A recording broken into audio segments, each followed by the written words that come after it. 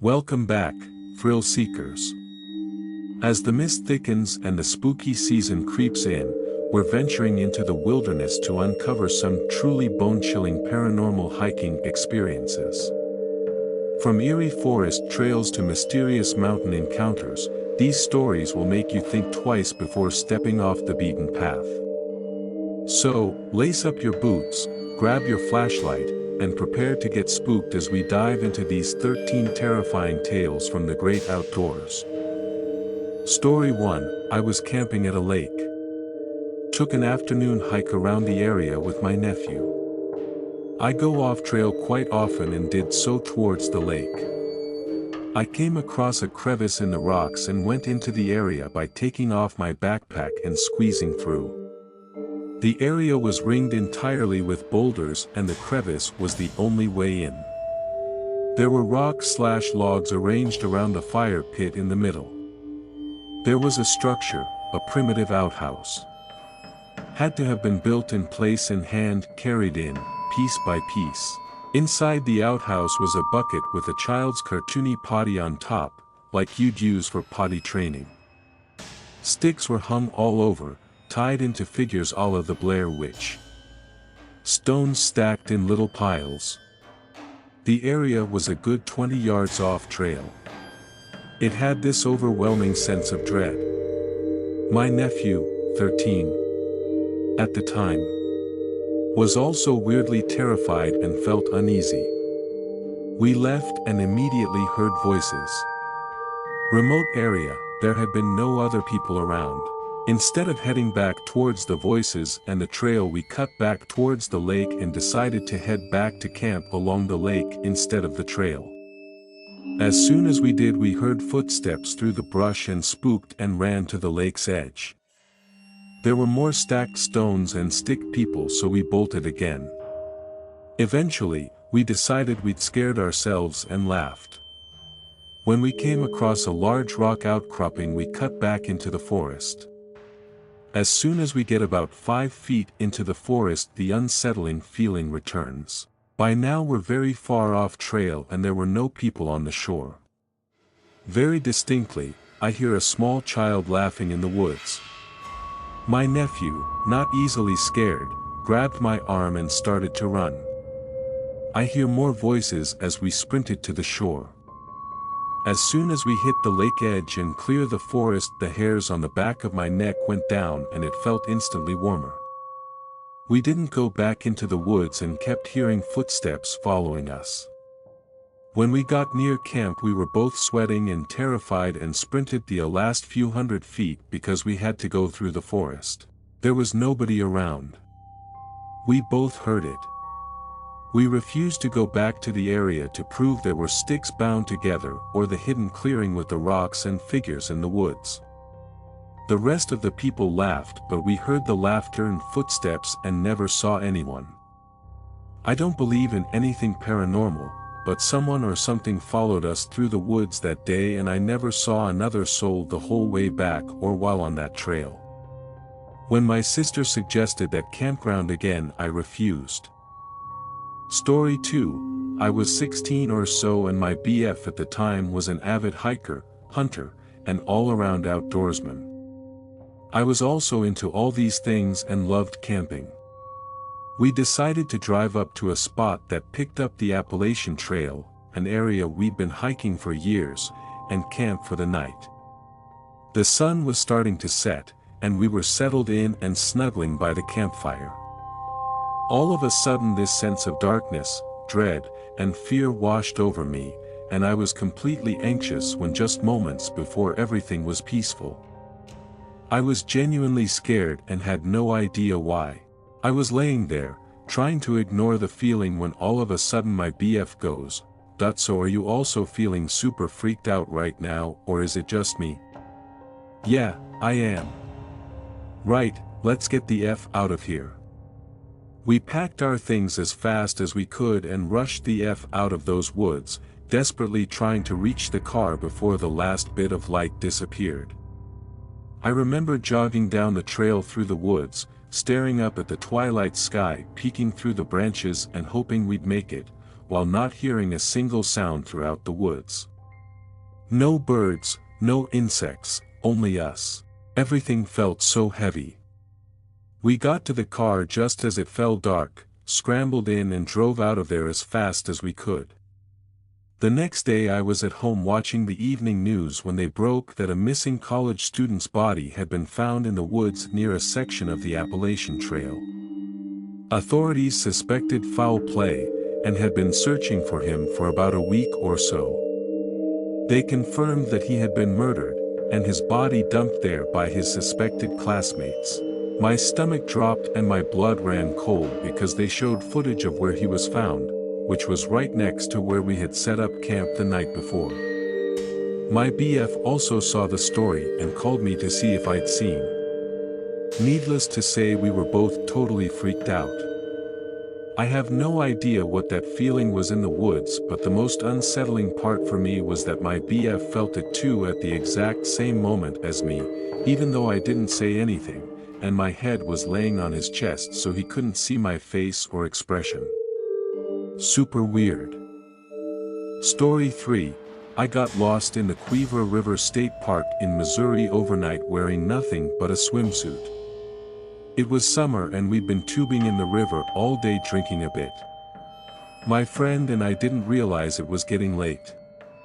We got lost on our way back to the car, and once the sun had set there was literally no light. The trees blocked out the moon and the stars. No light, no shadows. Like an empty vacuum. No sounds, it's like everything turned off after the sun went down. You had to feel your way through the forest. Might as well have gone blind. The alcohol had skewed my internal compass, but the fear of being stuck in the forest sobered me up, and I felt like I had to at least try to find my way back. When the sun sets, the forest drops about 20 degrees or so in temperature. So not only could we not see, but we were freezing. At one point we got separated. I fell in the brush, broke my flip-flops and sprained my ankle, so I could barely move anywhere. Honestly, I started questioning if I was going to make it out of those woods. We eventually found each other by following each other's voices and decided it would be best to just stay put until the sun rises. She fell asleep. I don't know how, because all I could think was that something was going to eat me. Out of the pitch black about 100 yards from us stood 3 iridescent blue figures. They looked like people, but really skinny. Their light was very dim, like a really low-frequency UV light. It was the first sign of light or shadow I'd seen since the sun had set. At first I just thought I was losing my mind, but I closed my eyes and opened them and they were still there. They moved around a little bit like they were communicating with each other or something, but never got any closer to me. They just stood there watching me. The only way to describe them was that their movements were very wispy. In that forest I was more terrified than I'd ever been in my life, but when I saw them I suddenly felt safe. I feel like I should have been afraid of whatever it was, but I was so traumatized from everything that they brought me a strange kind of peace. It felt like they were looking out for me and that everything was going to be okay. I'll never forget that. When morning came, someone had sent out a search party and eventually we were found, over a mile away from my car. Somehow we'd been turned in the opposite direction of my car and were so deep in the brush it took a 15-minute hike, on a sprained ankle, and 20 minutes on a four-wheeler just to reach civilization. There was an EMT and our freaked-out parents waiting for us. This was in 2011. Still no clue what it was that I saw. Was told a girl died in the park only a couple weeks before under the same circumstances. I'm glad we made it out alive. Story 4. Years ago, while I was a senior in high school, my friends and I decided we would go camping in the woods behind his house. The woods behind his house were attached to state land and there wasn't anything in them for quite a long ways. The three of us got a big tent from Walmart, filled our backups up with camping supplies, food, and a ton of weed and beer. We hiked for a good 10 miles probably until we found a clearing in some trees near a field. The spot was awesome, so we set up camp and started smoking and drinking. Night came and we had an awesome fire going, food cooking, and we were smoking a blunt each and BSING. We decided to go back into the tent and hotbox it. We were in there for probably a good 15 minutes when all of a sudden our massive fire just went straight out. I, curious, went outside to check and was freaked out. This fire was out. I mean straight out, no embers burning. I shook it off and just thought I was stoned out of mind or something. Friends and I relit the fire with new wood and kindling and went back in the tent. Fire was bright and I could see it was burning tall. There was no wind. About 5 minutes in, boom, the fire is out again. This time I hear some crunching in the leaves. My friend grabs my arm and whispers he has a pocket knife and is ready to run out there. I told him to shut up and wait and listen. Crunching slowly faded off into the woods.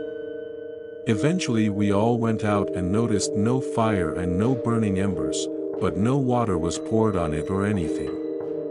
It was not windy, and it was about 60 degrees outside. I lit fires many times in my life while camping and never experienced this. I relit it one last time and went back in the camp. This time I kept the door flap open and the screen closed to watch it. It was burning tall as hell, looked like it would last a while. All of a sudden it went out right in front of us. Completely out. It was as if it just poofed into nothing. We all heard crunching in the woods again, like something was walking away from our tent, stopping and then walking away more. This crunching occurred for a good 15 minutes. Safe to say we closed the tent up, all went back to have a full view with a single pocket knife at our defense. I was scared out of my mind. We stayed awake until sunlight, none of us slept. We made it back and still BS about it from time to time. Super weird. Story 5, was solo backpacking to the ancestral Yapachi Pueblo in the Bandelier National Wilderness near Los Alamos through a lesser traveled back route, turning it into a longer 2-day, 1-night hike. It had been a warm New Mexico spring day, and as I set up my tent near the Yapachi Pueblo ruins, probably 400 to 500 yards away, it was probably in the low 60s. Forecast called for temps to dip into the high 40s. I hadn't seen anyone all day, and the night was cool and peaceful. Fast forward to the wee hours of the morning. I wake up shivering hard, in my 10-degree North Face goose down bag, in my 3-season tent, I.E, warm gear. My camelback inside my backpack, inside my tent, is frozen. For you backpackers out there, you know this is really, really weird. Temps shouldn't get that low on a spring night in an occupied 2-man tent. Lastly, it was dead quiet. Like, nothing. No sound. Nothing. Me moving a toe in my sleeping bag sounded loud.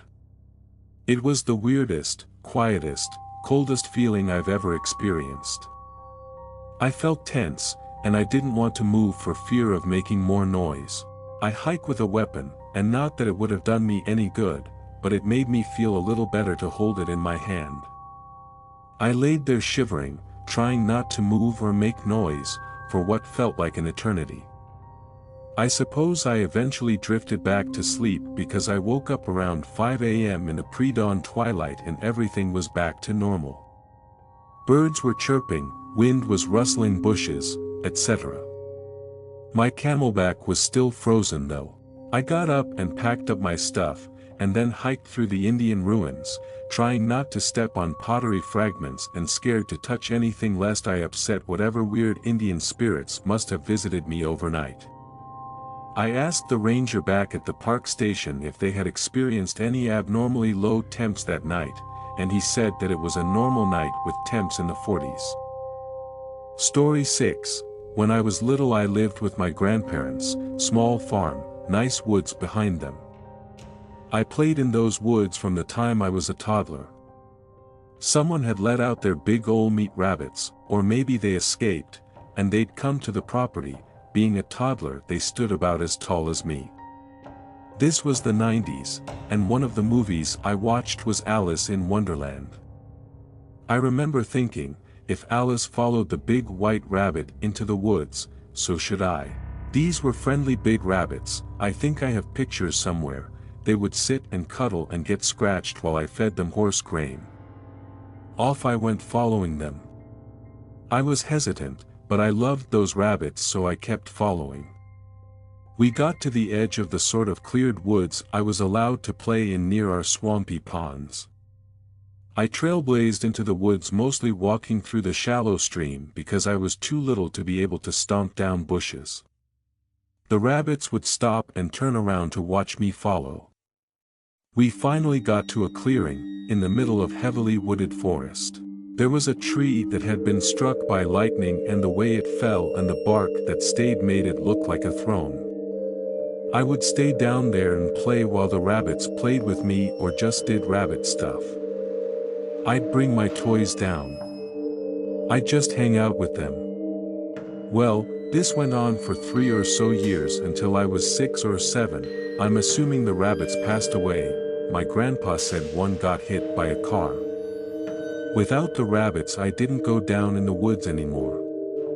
And I honestly didn't think about it until someone reminded me about them years later when I was 12.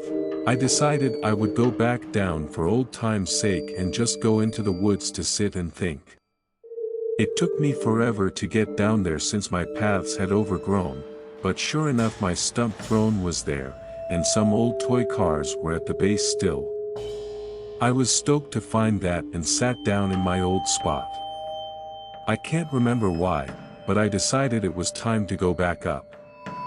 I brought my little Hot Wheels to put them with the rest of my collection and was spinning the wheels as I walked back up and out of the woods. When I got inside I was getting yelled at for disappearing. I thought I was just down there for 20 to 25 minutes, but when I looked out the window it was pitch black out. I had gone down in the early afternoon. When I was little I could always hear when I was being called, yelling for me, whistling, shooting over the hill, banging the cast iron together, etc. Apparently my dad and grandparents had been calling and searching for me everywhere for hours. They called all the neighbors to start a search party. My mom pulled up as they were yelling at me trying to figure out where I was, and she was in tears and pretty much collapsed, hugging and squeezing me to death. I don't know what happened. It was like I was in a bubble that sound, time, or lack of, light couldn't penetrate. Story 7.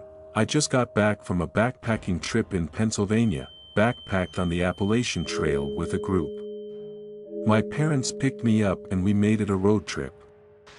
We wanted to see New York City and all the touristy stuff there, but we were trailing a pop-up trailer, so we weren't going to risk parking or pay for a hotel, so my dad found a camping site nearby. Floyd Bennett Field in Brooklyn. You can camp there, and we did. We got in late, around 1 a.m., it's very dark, there's no one on site to show us our camping spot.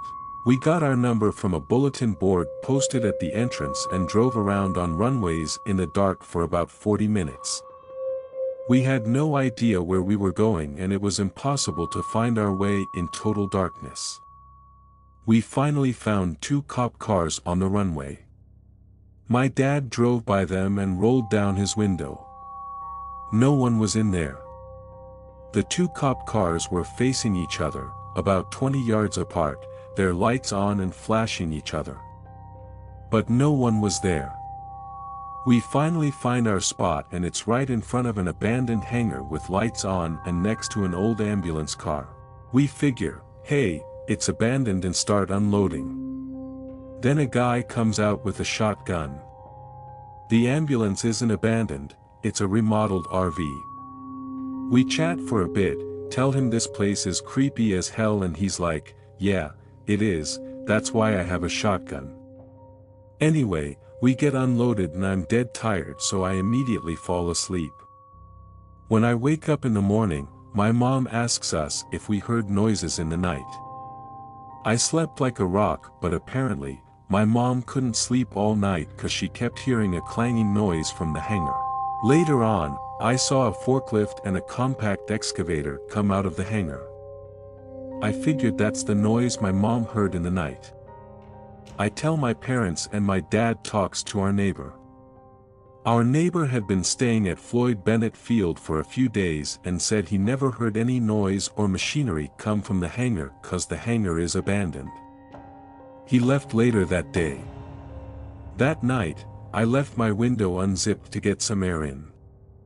I have no idea if I was sleeping or this actually happened, but in the middle of the night, I saw a glowing white light flicker on and off in the hangar. I honestly think I was half dreaming, but nonetheless, it was creepy.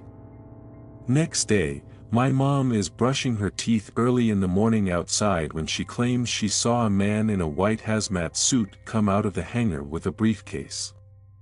My mom freaks out and finally my dad drops some info on us. Floyd Bennett Field has a long history, but one creepy tidbit is this. During the 21st century, Floyd Bennett Field has been used for dealing with the aftermath of disasters. After the crash of American Airlines Flight 587 into Bell Harbor in the nearby Rockaway Peninsula on November 12, 2001, one of Bennett Field's hangars was used as a makeshift morgue for the crash victims. The noises at night, the lights in the hangar, the machinery, and a guy coming out in a hazmat suit plus it previously being a morgue was enough to get us out of there. We were supposed to stay 3 nights and ended up spending only 2 nights there. Even my dad, who didn't believe what my mom and I were saying, didn't want to stay there. While we stayed there, we never saw anyone around or even in our section except our neighbor in a remodeled ambulance. We saw a few tents here and there, but not actual campers, even at night. During the day, people would fly drones and such on the runway but left after a few hours. All in all, it was creepy. Story 8. When I was a kid I would hike all over the local woods, hours a day, sometimes all day. Nothing really serious happened, except once. I was hiking along and I found a huge, open patch of sandstone and shale. This was huge, 2 football fields big. I kind of wandered along it and explored it, finding nothing of note except, lots of rocks. It didn't look dug up or anything, but like exposed rock on a hill. The next week I was telling a friend about it, and sort of described how to get there. He looked skeptical and said, "There's nothing like that there," and I told him he was wrong, that I'd seen it. So we elect to go there.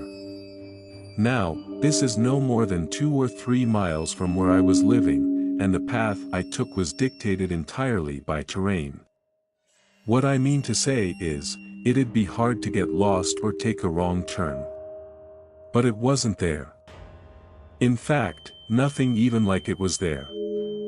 The path to get to it was there, the route I took was the same, but here I stood on where this rock area should have been, but there was nothing. My friend, obviously, told me I was an idiot and that my time as a Boy Scout had been ill-spent.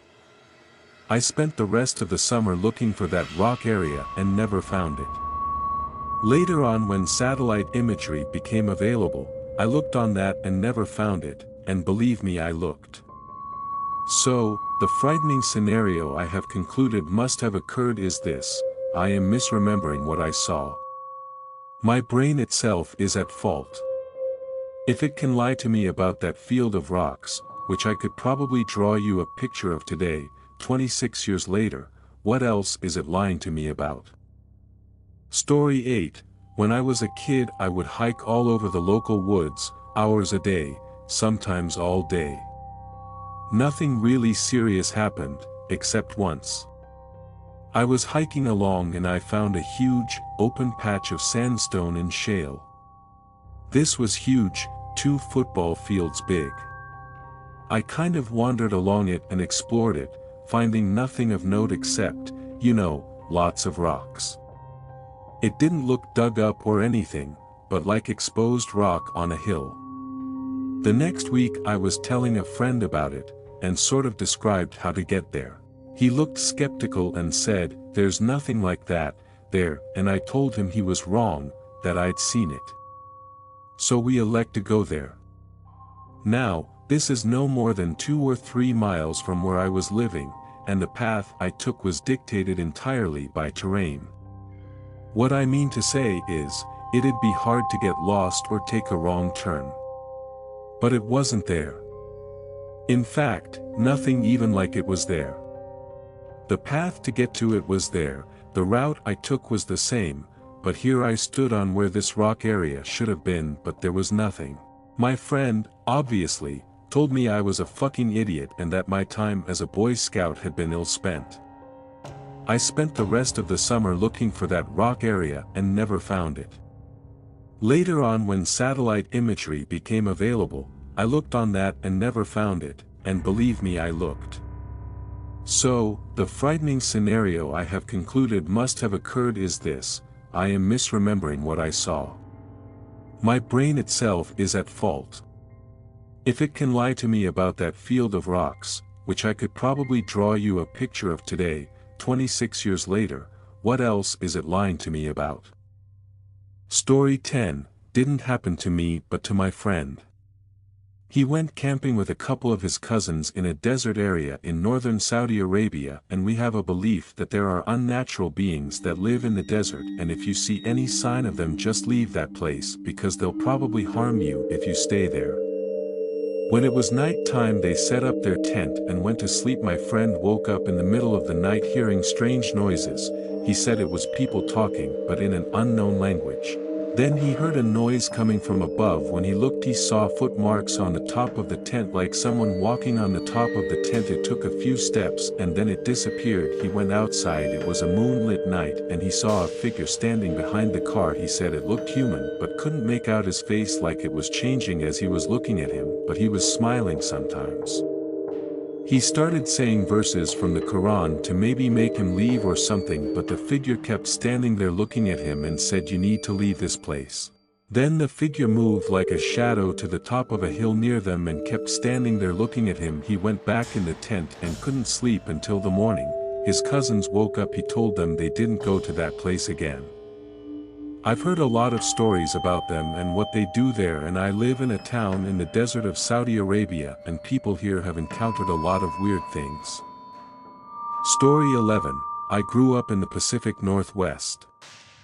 During the summers when I was a teen, I would pack up a kit and drive out to the ocean and spend a few days kayaking up and down the coast and just camping near the beach.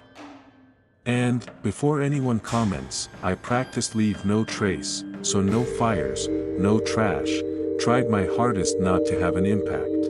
I had a camping hammock, which is easier to set up and take down without disturbing the forest, so I would always put up my hammock and cover. Pacific Northwest, after all, it rains out there, in trees overlooking the beach, and make sure my kayak was safely secured.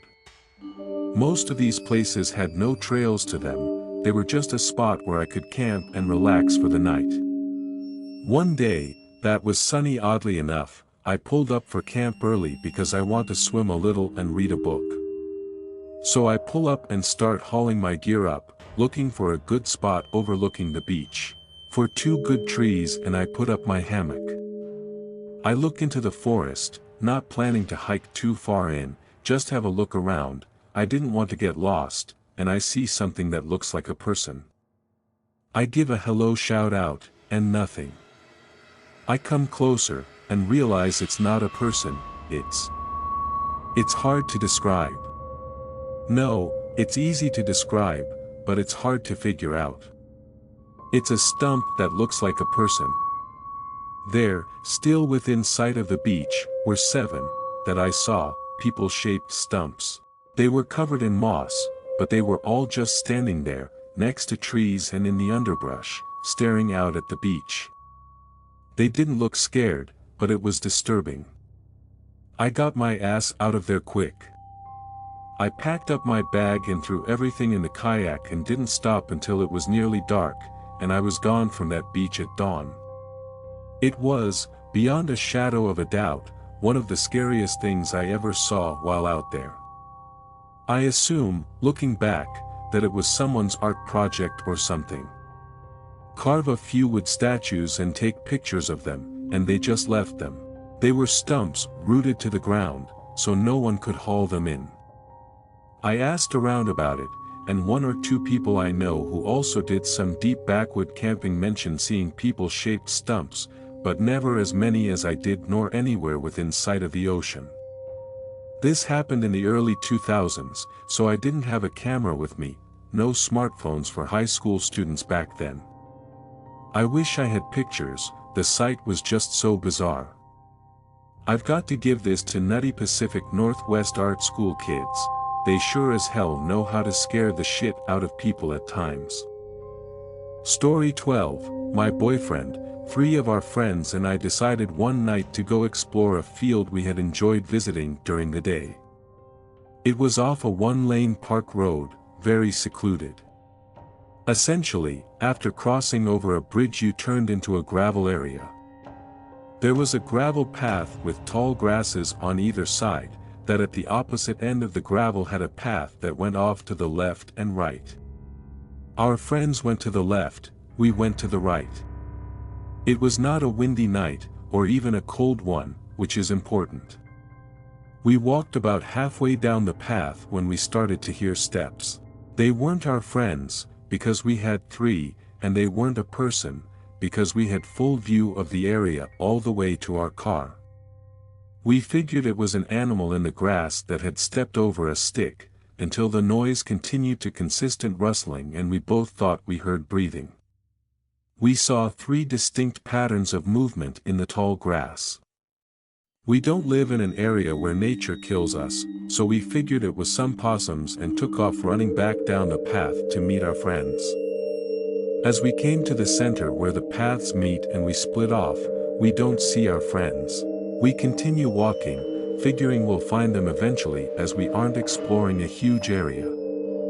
We make small talk and then hear laughing. We see 3 big black shadows about 5 feet from the entrance of the path at the end of the tall grass. Our friends are big, and dressed in black. We call out to our friends, laughing at each other for getting spooked and start walking a little faster, but then the laughter abruptly stops. The 3 distinct black shadows remain and are taller than our friends. They don't move, or say anything. In fact, the closer we get to them the bigger they are rather than getting smaller as we get close. We both still see the shadows and not our friends. I've never held a hand so hard in my life. There was nothing anywhere that would create a shadow, let alone multiple distinct ones, in this spot, at night. We were 2 feet away from it and both saw the black in front of us. We both realized that as we walked through the shadow, and both turned around at the same time after coming out of this shadow to see there was no difference in light once we crossed through it. We ran the rest of the way to the car to find our 3 friends wide-eyed and out of breath. "Help me now, please open up this damn car." We filed in and it wasn't even on before we all told each other the same story.